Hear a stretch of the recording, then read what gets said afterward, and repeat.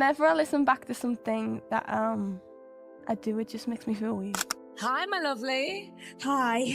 Welcome to America's Got Talent. She was 13 years old, wearing a black leather jacket and a fedora that seemed slightly too big for her small frame. She walked to the center of a massive stage, visibly trembling, staring out at thousands of strangers and 4 of the most powerful judges in the entertainment industry. Nobody in that arena expected what was about to happen. And then she opened her mouth, and the world stopped. That moment, Courtney Hadwin's audition on America's Got Talent in 2018 became one of the most watched talent show performances in television history, racking up over 310 million views on YouTube alone.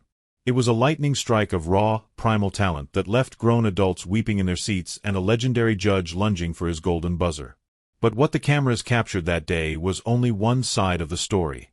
Behind the roaring applause and the viral headlines was a girl carrying a weight that most people never saw, a story of crushing anxiety, relentless bullying, industry betrayal, and a voice that, at her lowest point, she desperately wanted to destroy forever.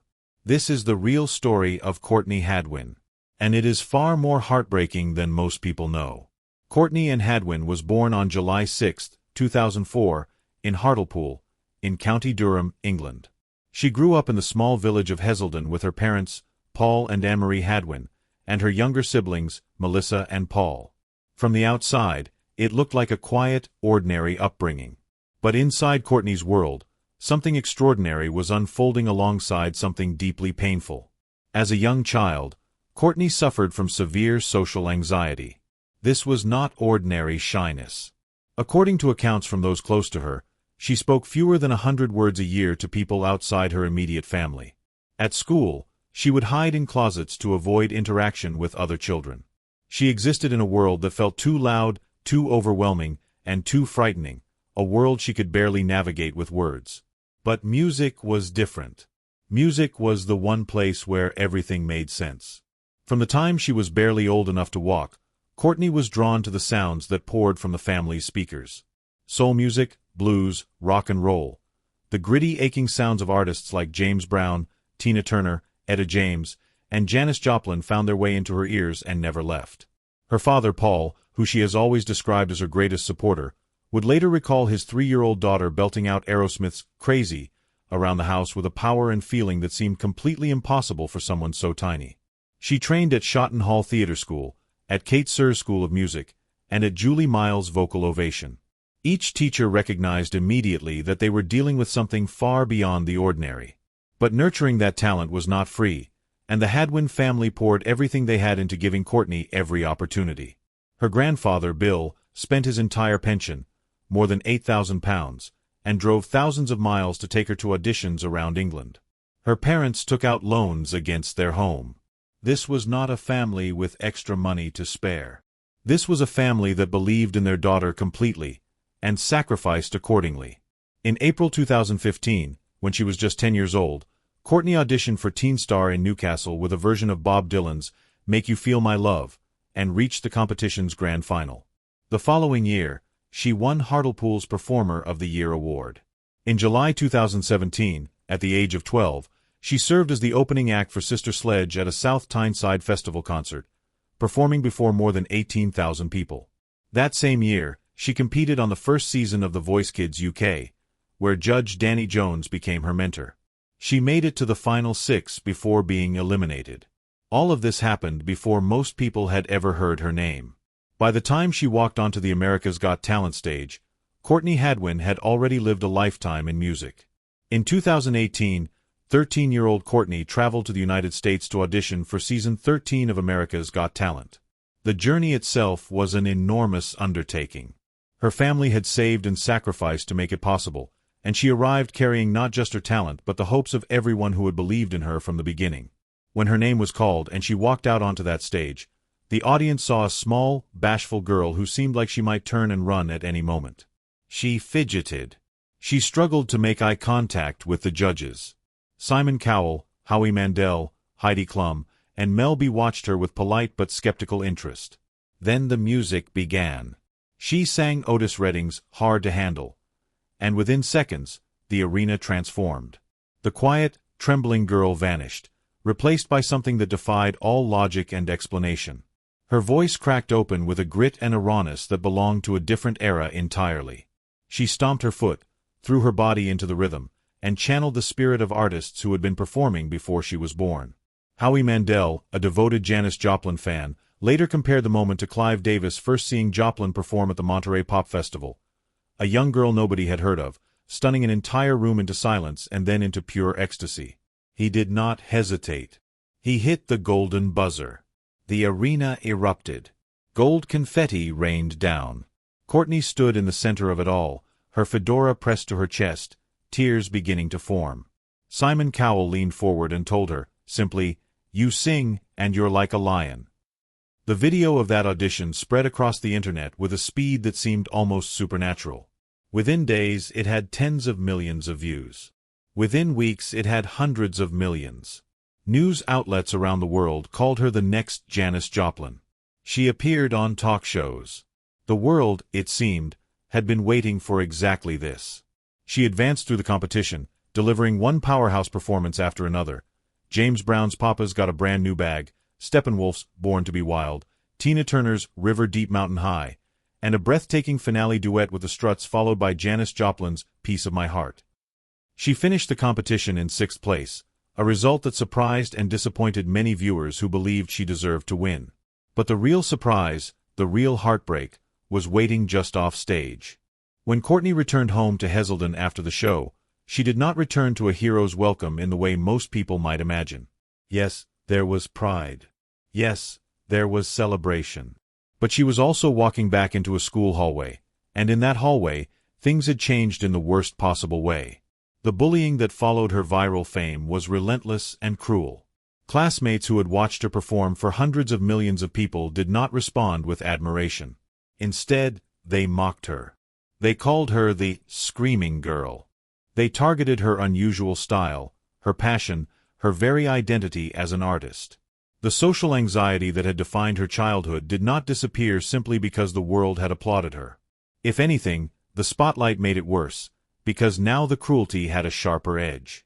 The pressure mounted steadily, invisibly, behind closed doors. And then, in 2019, it reached a point that her family could not have anticipated. Her parents found her in her bedroom holding scissors to her throat. She was not trying to end her life. She was trying to destroy her vocal cords. She believed, in that moment of absolute despair, that her voice was not a gift. It was a curse. It had brought her nothing but pain, mockery, and death threats from strangers online. If the voice was gone, perhaps the suffering would be gone too. This is the detail that the television cameras never showed. This is the heartbreak that lived behind every thunderous standing ovation. A child, alone in her room, trying to cut out the only thing she had ever truly owned. She did not go through with it. Her parents got to her in time. But that moment stands as one of the most devastating illustrations of the true cost of child stardom, the invisible damage that fame can inflict when it descends too fast on someone too young. In December 2018, 2 weeks after finishing 6th on America's Got Talent, Courtney signed a record deal with Simon Cowell's Psycho Entertainment and Arista Records.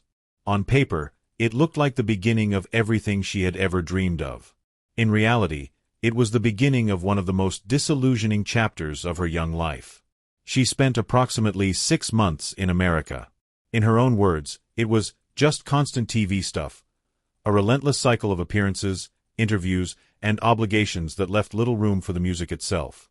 She was persuaded to return for America's Got Talent, The Champions, where she debuted her first original song, Pretty Little Thing, to standing ovations. But even that triumph came with conditions and pressures that chipped away at her sense of self. The recording sessions that followed were, by her account, a source of deep confusion and frustration. Label executives placed her in writing sessions with pop producers who had no understanding of her roots in soul, blues, and rock. The songs she was handed sounded, in her words, like pure Ariana Grande pop. There was nothing wrong with that style of music for someone who loved it.